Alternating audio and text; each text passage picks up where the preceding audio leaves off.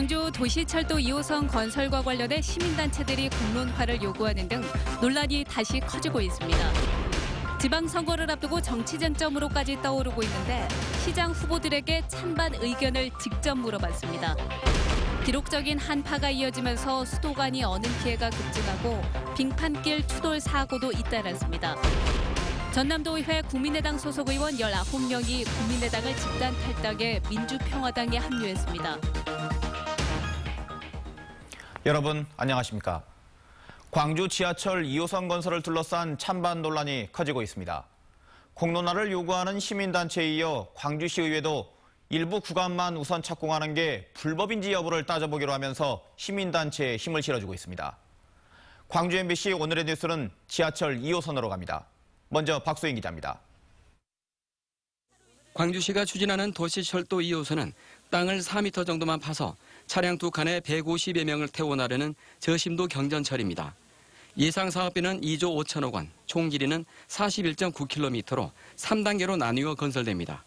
광주시는 1단계 구간 가운데 운천저수지에서 월드컵 경기장까지 2.89km를 상반기 안에 우선 착공할 계획입니다. 시민단체들은 이 우선 착공이 환경영향평가를 피해가려는 명백한 불법 행위라고 주장했습니다. 동일한 사업자가 동일한 환경권역에서 같은 종류 사업을 하는 경우에는 구간 쪼개 길을 못하도록 규정을 하고 있습니다. 또 2호선 노선과 공법이 10년 뒤 완공됐을 때 효용 가치가 있을지도 의문이라며 이런 일에 그 많은 돈을 쓰는 게 맞느냐고 따졌습니다.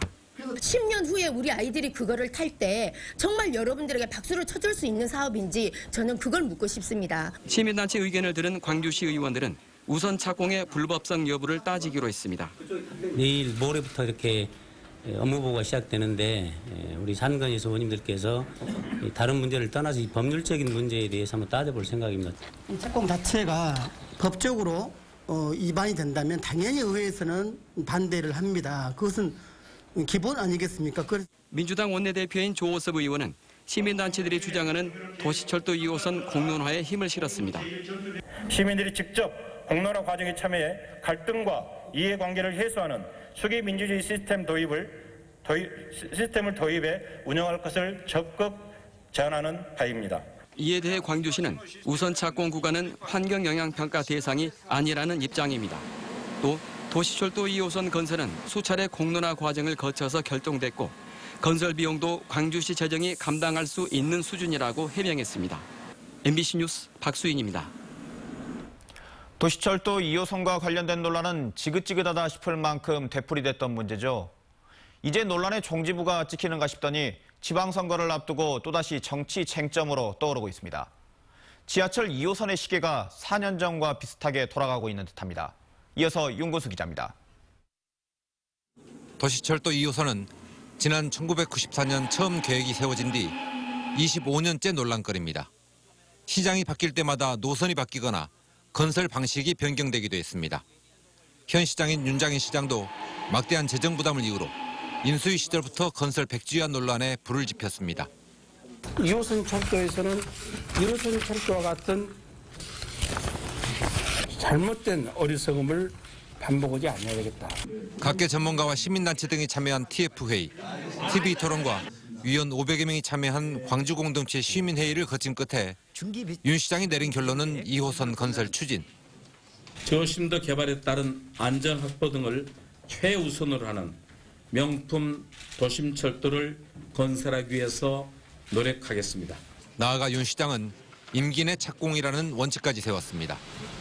결국 시간만 허비했다는 비판을 피하려는 의도가 섞인 것 아니냐는 해석과 함께 추진 속도를 강조하다 보니 환경영향평가 회피 논란까지 나왔습니다.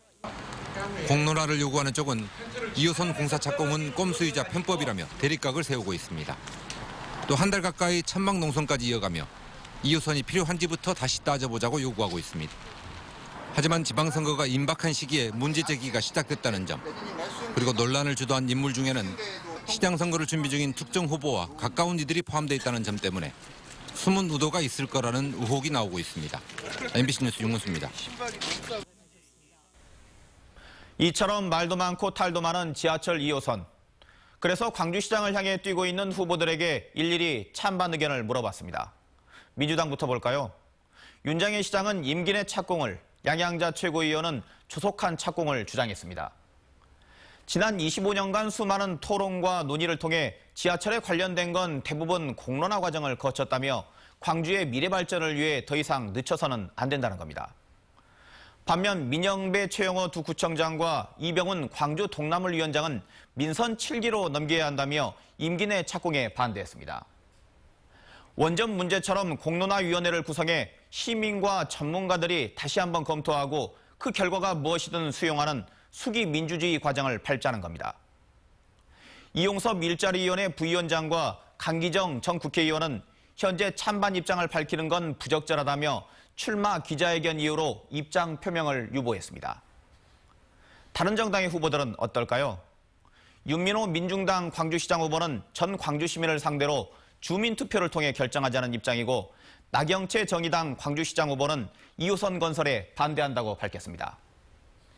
아직 후보가 결정되지 않은 민주평화당과 미래당은 추후에 입장을 전해드리도록 하겠습니다. 지하철 2호선에 대한 정치인들의 이 같은 논란. 그만큼 광주 미래를 위한 중요한 혈안이라는 거겠죠. 하지만 왠지 불편하다고 하는 사람들도 있습니다. 왜 그럴까요? 혹시나 4년 전 지방선거 때의 모습이 데자뷰처럼 떠올라서는 아닐까요? 지금까지 앵커 브리핑이었습니다.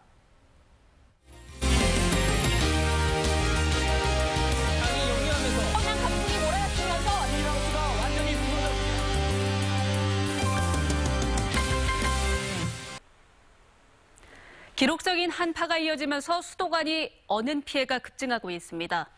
추위 속에 열흘 넘도록 물 한 방울 나오지 않는 가구도 많아 불편이 이만저만이 아닌데도 손을 쓰지도 못하고 있습니다. 김진선 기자입니다. 목포에 홀로 사는 70대 정할머니. 수도관이 얼면서 씻지도 음식과 빨래를 제대로 못한 지도 벌써 열흘이 넘었습니다. 한 방울씩 한 방울 돌도록 잠자고 나면 한 그릇이나 나와요. 그럼 물길에서 먹고. 물 없이 못 살아. 인근 다세대 주택도 사정은 마찬가지입니다. 4층 건물에 사는 가구 대부분이 동네 가게에서 물을 길어다 쓰고 있습니다. 하루 이틀 수도관이 얼었던 적은 있었지만 물 한 방울 못 쓴 채 대책 없이 일주일을 넘겨보기는 처음입니다. 샤워라든지 세면하는 거, 빨래 같은 거 전혀 못하고 있는 상황이기 때문에 아주 불편합니다. 설비업체들은 하루 100건 이상 쏟아지는 문의 속에 꽁꽁 언 수도관을 녹이는 작업에 분주합니다. 상수도 배관이 집 외벽에 설치된 경우가 많은 목포 지역 주택가는 지난달 말부터 이어진 한파에 특히 속수무책이었습니다. 한 방울씩은 안 되고 물을 줄줄줄 흐를 정도로 하는 게 좋을 듯 싶습니다. 수도요금 한 달에 돈 1, 2만 원 아끼시는 것보다 수도관 결빙의 경우 계량기 동파와 달리 자치단체 지원 대상이 아니라는 이유로 실태 파악조차 되지 않고 있는 상황. 이번 주까지 영하권의 추위가 이어질 것으로 예보된 가운데 주민들의 불편은 계속될 전망입니다. MBC 뉴스 김진선입니다. 오늘 오전 10시쯤 영광군 묘량면의 한 국도에서 빙판길에 중앙분리대를 들이받은 차량을 뒤따라오던 또 다른 차량이 추돌하면서 35살 유모 씨 등 4명이 다쳤습니다. 경찰은 폭설에 도로가 빙판길로 변하면서 차량들이 잇따라 미끄러져 사고가 난 것으로 보고 정확한 사고 원인을 조사하고 있습니다. 국민의당 반통합파 의원 15명이 집단 탈당한 가운데 전남도의회 소속 국민의당 의원들도 집단 탈당해 민주평화당에 합류했습니다.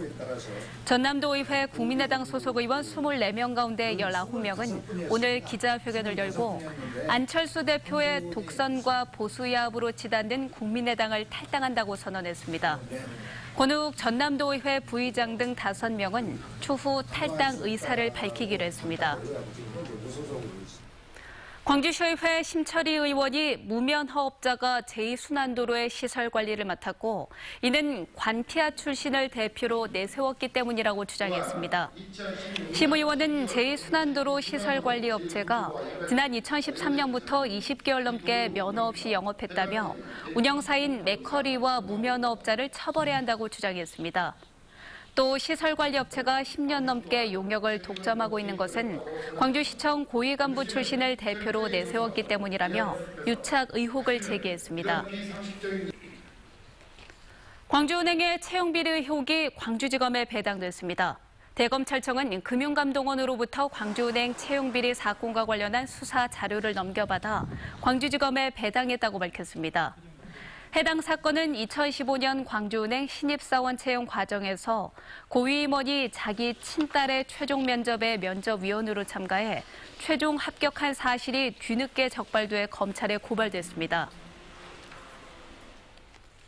평창올림픽의 평화적인 개최와 북측 방문단 환영을 위한 광주 평화의회가 다양한 환영 행사를 추진하기로 했습니다. 광주 평화회의는 거리 곳곳에서 환영 현수막과 단일기를 게시하고 광주 시민들과 함께 남북 단일팀 응원 행사도 진행하기로 했습니다. 또 올림픽을 계기로 민간 교류가 재개될 수 있도록 노력하고 내년에 광주에서 열리는 세계 수영대회에 북한 선수단의 참가도 요청하기로 했습니다. 강기정 전 의원이 광주를 인구 500만의 광역도시로 조성해야 한다는 구상을 제시했습니다.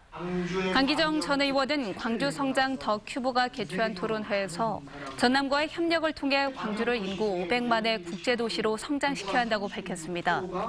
또 구역과 인재 자원을 추월하고 공유하면 동반 성장과 글로벌 경쟁력 강화가 가능하다며 통합공항 추진과 에너지 신산업 테스트베드 조성을 제안했습니다.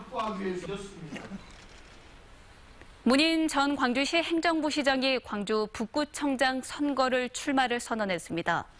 문인 전 부시장은 기자회견에서 중앙정부와 광주에서 31년간 쌓은 행정 경험을 바탕으로 북구 발전의 기회를 만들겠다고 밝혔습니다.